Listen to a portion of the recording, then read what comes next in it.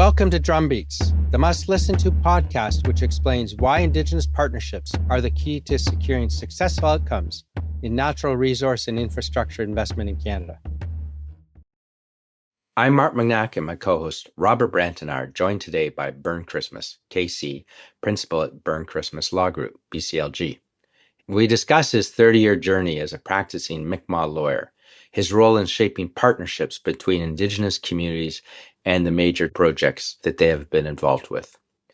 Bernd represents First Nations embarking on massive initiatives across the country, identified by Prime Minister Mark Carney as focal points for Canada's current and future development. Some of these projects include the Ring of Fire and the Port of Churchill. Most recently, has taken on the role of lead negotiator for 4 First Nations in southern Ontario, Alderville, Hiawatha, Curve Lake, and the Mississaugas of Scugog, who are all in negotiations with Ontario Power Generation on transmission lines and nuclear projects valued at around $100 billion. Bernd Christmas, old friend, thanks for joining us on Drumbeats. Yeah, likewise. I'm glad to be here today. Pleasure to have you with us. So, Bernd, can you tell us a little bit about yourself for our UK and continental European investor audience? Give us a little bit of context about the man, what you've achieved so far in your life, and what you're focused on now.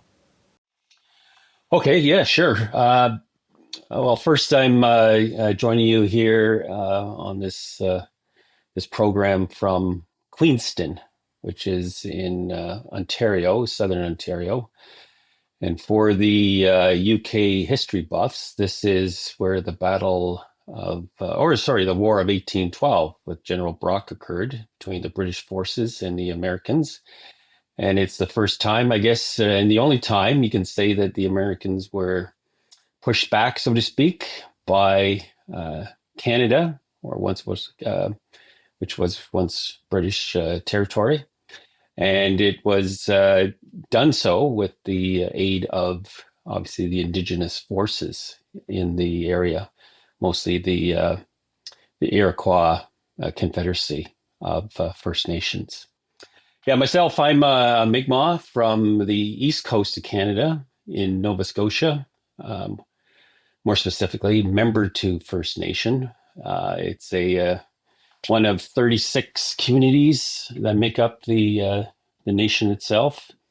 And I'm also a practicing lawyer. Have been doing so for, oh my gosh, I can't believe I'm going to say this, almost 30 years. A few gray hairs have come in, and I've quite enjoyed myself by focusing on my community, meaning the Indigenous community in general here in North America, and a few times in other parts of the world, but focusing mostly on deal making between private sector and Indigenous nations that want to do some kind of business. So I've been also, Mark and Rob, I've also been CEO of a few prominent First Nations, including myself, Membertou First Nation in Mi'kmaq territory, and then up in Treaty 8 with Fort McKay as their CEO of their oil sands development. And then most recently, I finished a spot with the Squamish Nation in the west coast of Canada in British Columbia, in Vancouver specifically, and was their CEO and had a few projects that I got going there. One is the Sanok real estate development, 11 towers that we got underway and is currently under construction, 52 stories, all 11 of them, I think. Well, actually, 10 of them.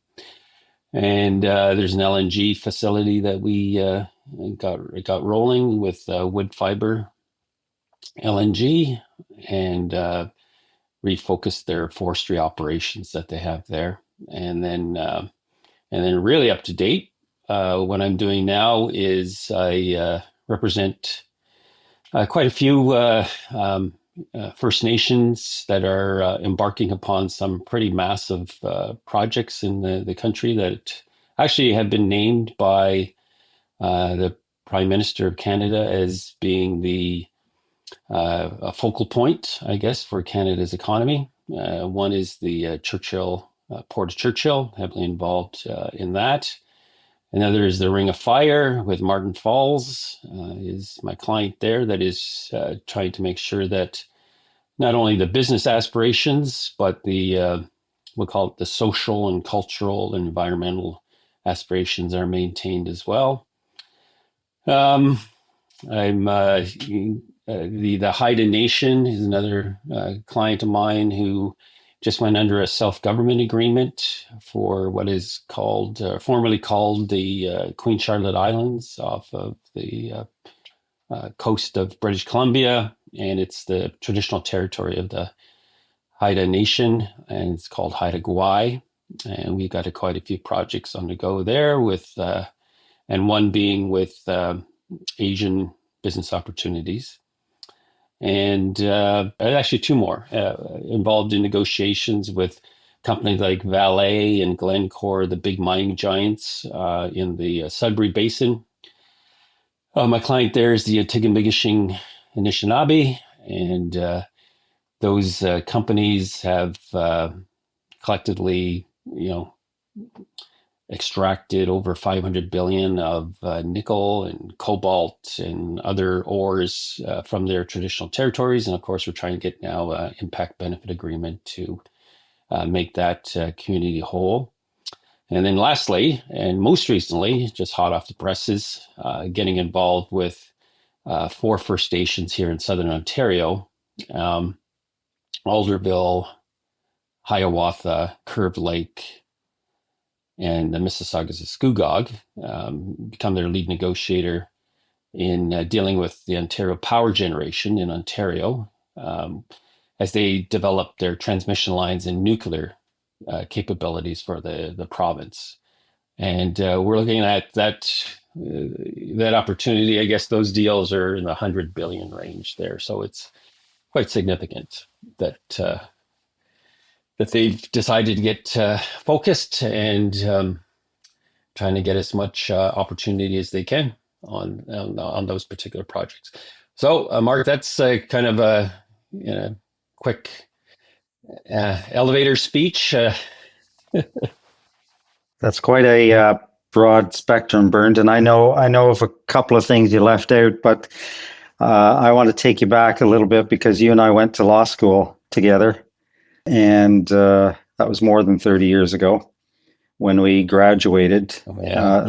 The day we graduated, my family who were there still remember that ceremony, not necessarily because I was there in graduating, but it was a really emotional day for all graduates, but in particular, especially you. Do you want to talk about that day?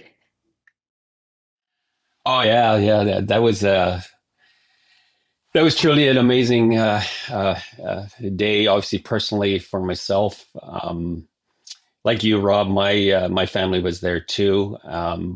But I was pleasantly surprised by the fact that I was honored by my nation, the Mi'kmaq Nation, with the representative of the traditional government, the Grand Council, Captain Alec Denny, came and attended and actually handed me my degree.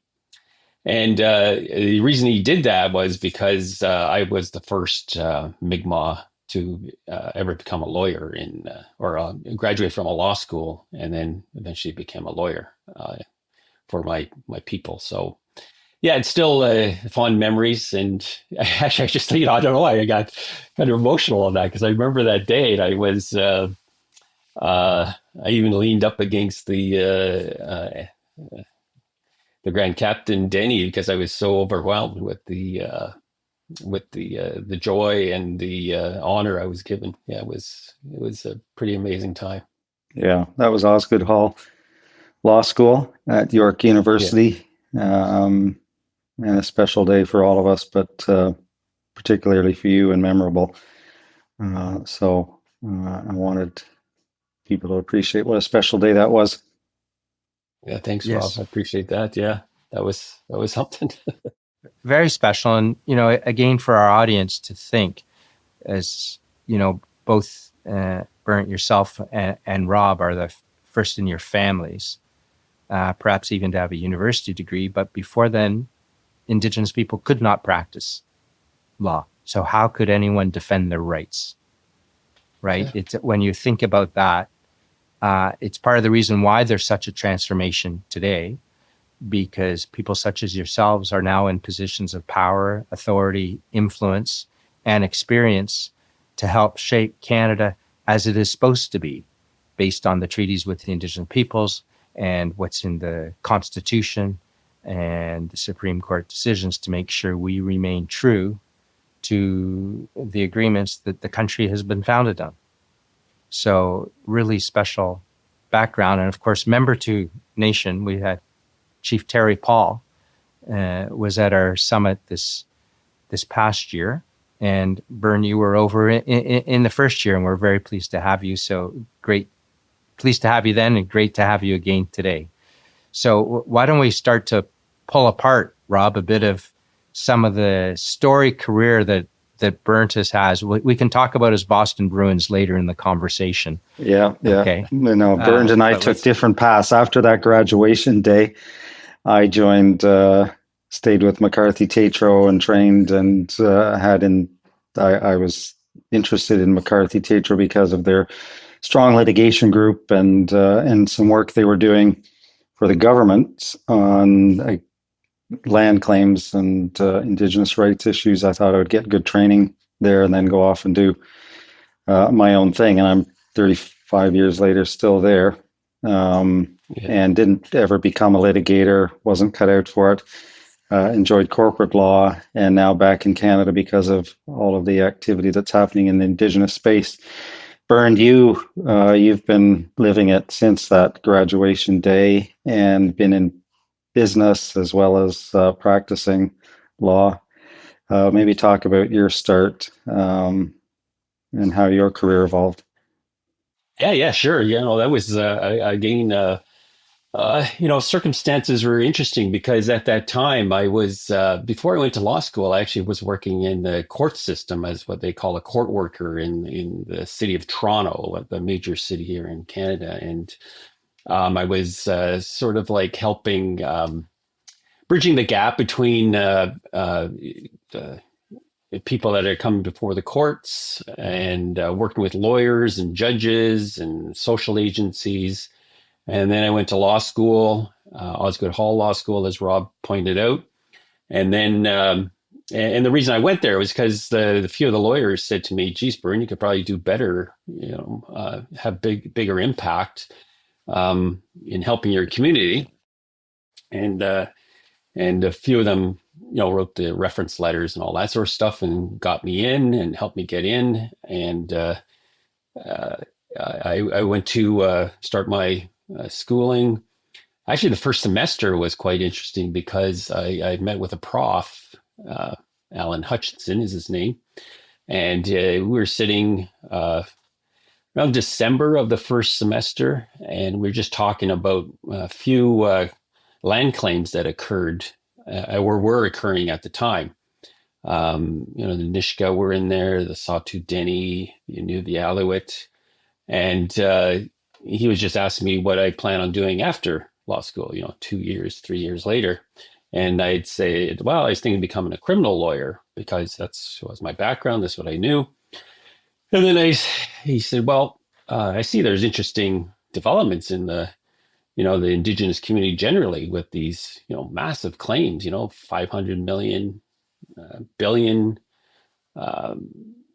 300, the numbers were starting to become interesting.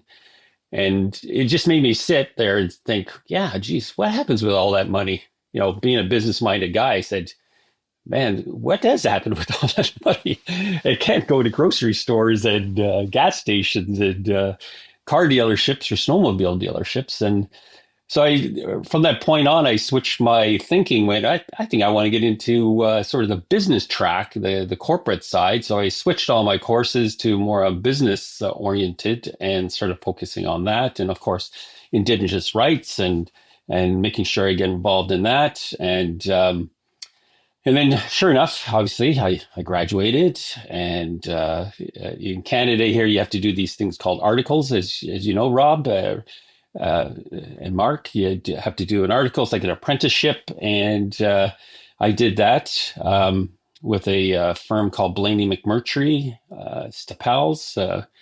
The principal there was Bill McMurtry, and he was infamous for kind of starting sort of the Aboriginal track on a lot of files in Canada. And his brother Roy McMurtry, I think he became Chief Justice of the Court of Appeal at one point, and he was pretty influential in that area too.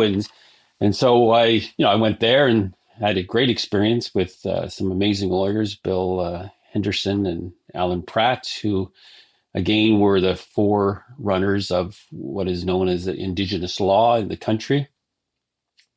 And of course, you're thinking after your articles, you're all hoping to get hired back by the firm that you're working at and training with and putting your blood and sweat for 12, 14 hours a day. And to my shock, I was not hired back. I went, oh my God. I swear to the creator, for like one day I wallowed in self-pity, and then I got a call the next day after I was told that I wasn't going to be hired back by Warren Seifert of the law firm Lang Mitchner, a very prestigious firm like McCarthy's. Rob, it was pretty prestigious in Canada, long history, almost 100-year history. And they approached me, the managing partner approached me and said, can we have lunch? And he basically had it that day. I walked out of where I was articling and met him for lunch. And then he said, hey, listen, we have a partner that is working on some files, and we think the Aboriginal community is a place that we like to be, which really again threw me off, because this is one of the big firms saying we want to focus on that. And then I said, okay, sure, sign me up.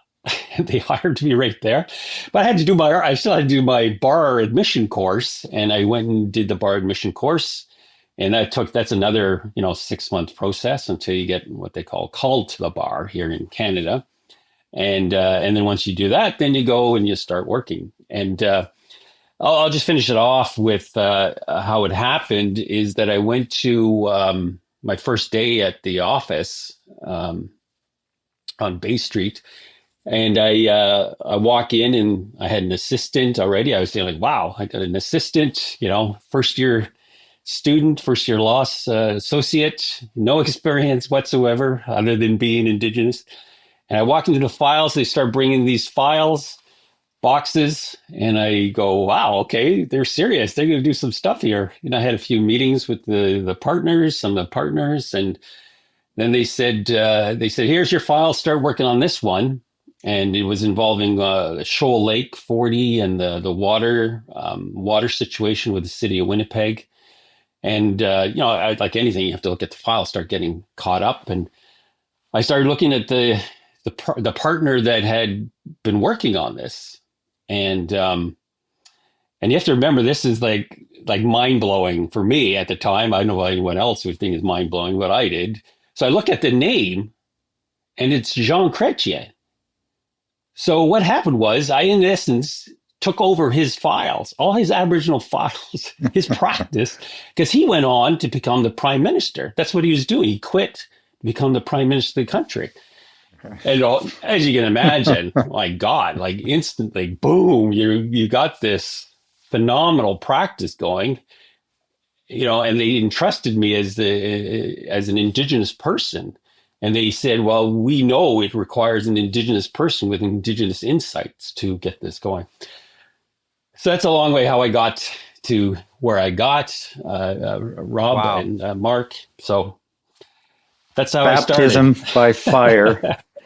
But then not long after, you did a couple of years there, then went to Membertou, and really we were impressed with everything that Chief Terry Paul spoke about earlier this year. But to go back to those early days when you first started as CEO there.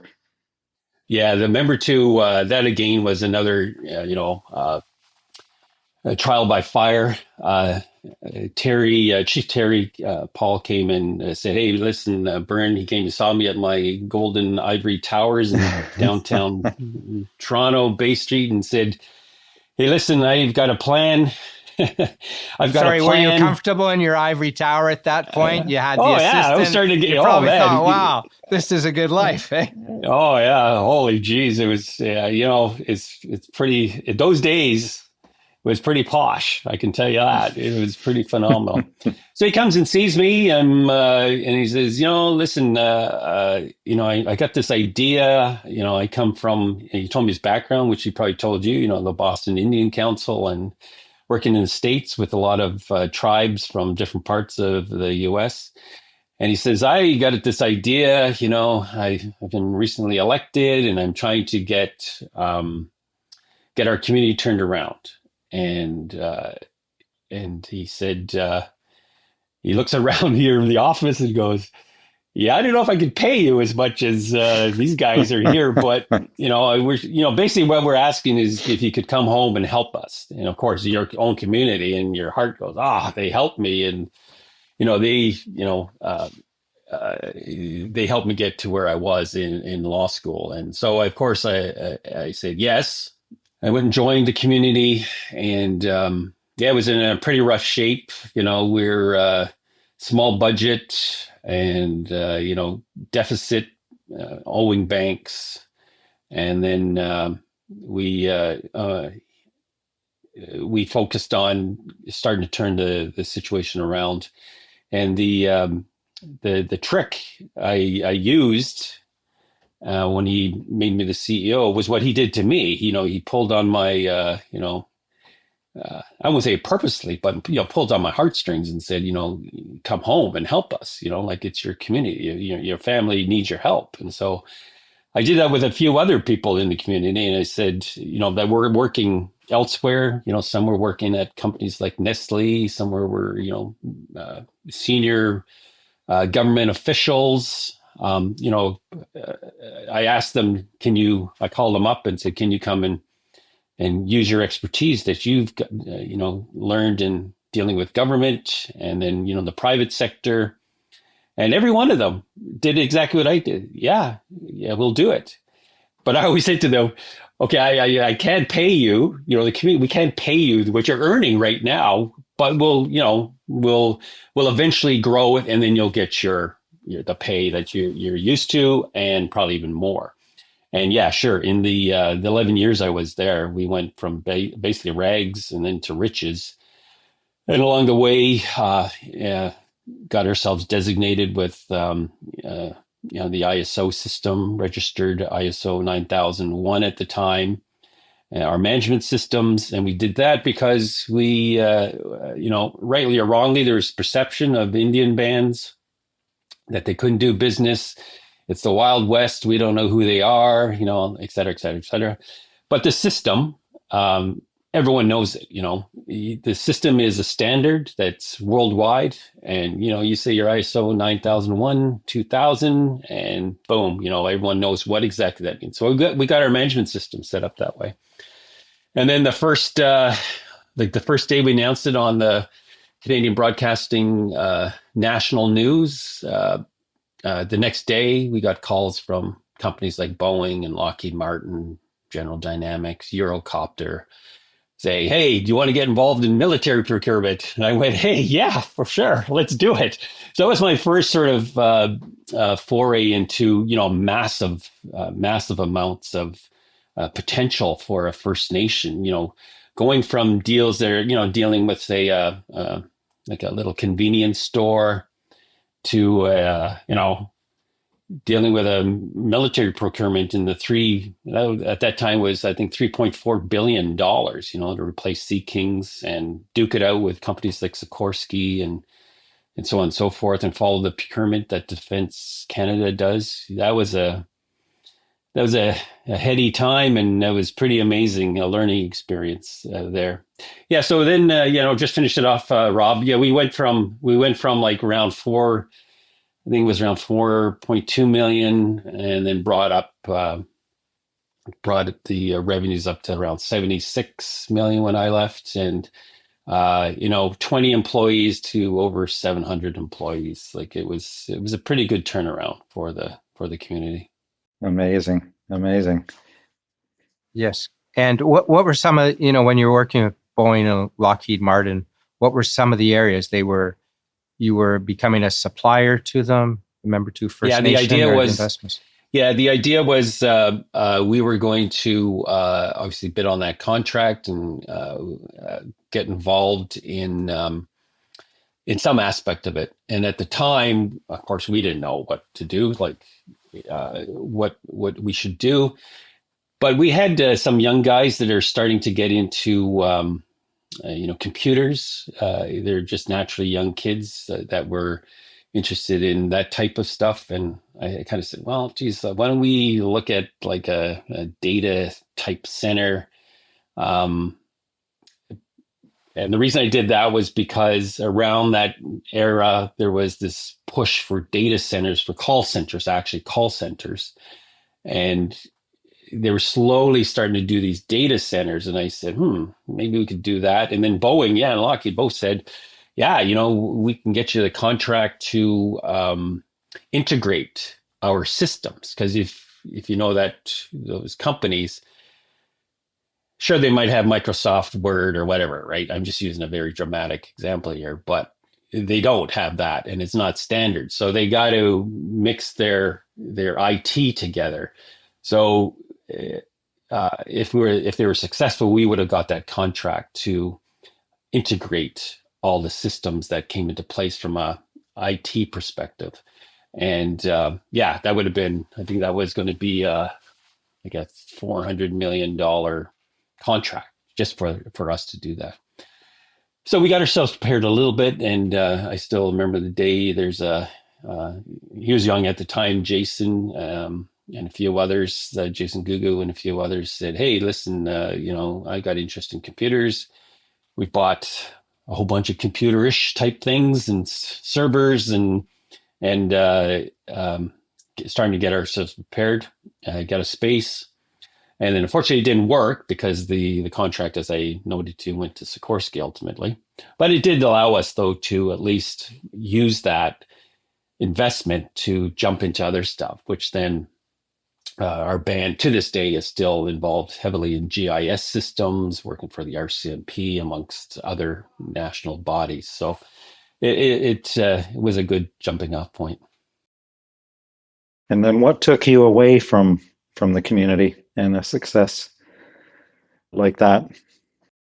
I also got to remember, I'm sure you had a big discussion with the chief about the Clearwater situation and fishing. And, at the time, I always give credit to the chief. He let myself and a few others kind of take the lead on that and be the face of it and kind of coordinate a lot of the other communities to, when we got that Supreme Court decision in our favor, it was a pretty interesting time.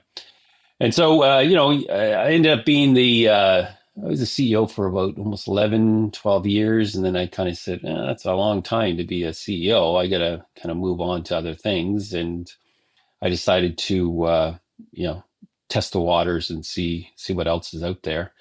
And ended up going to an international consulting firm called Hill & Knowlton and helping them advise not only domestic clients, but international clients that are coming into the country on how to deal with Indigenous communities. Because that firm was, obviously is a global firm that has government relations, but it also has, other things that it does. And one of the shops that they open up with my help was the Indigenous side of things. And so that's where I got and started getting involved actually more with some international clients because so that was like in the early 2000s, around 2006, 2007, that some companies were coming to say, well, how do we start setting up mining operations or logistics operations, those type of things.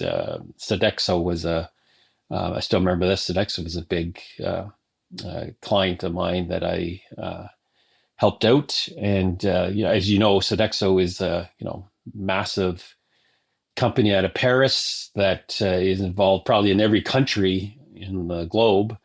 And but it again, that was a great experience because they kind of adapted to what I really liked is they adapted to Canada like they do. They adapt to, say, the Congo, or they adapt to Australia. They seem to have gotten their recipes, their understanding of need for cultural competency when they go into the marketplace wherever they are around the world. So anyway, that was one of the big ones there. And then of course I kept thinking, well, I'm a lawyer.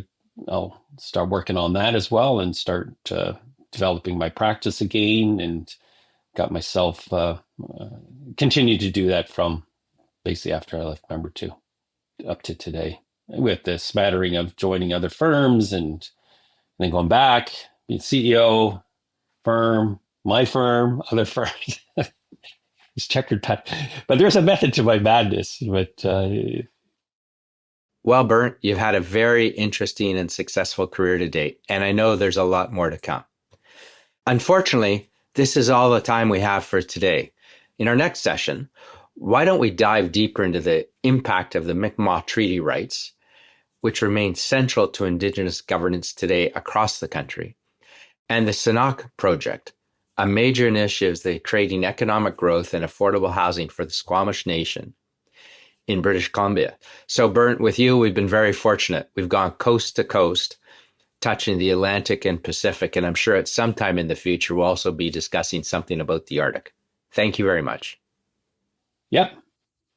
Well, Bernd, it's been great talking to you. Thanks again for taking the time. I wish we had more time. Such a varied career, and I look forward to seeing you soon. But in the meantime, Nyawan Goa. Well, thank you very much, Rob. Really appreciate it.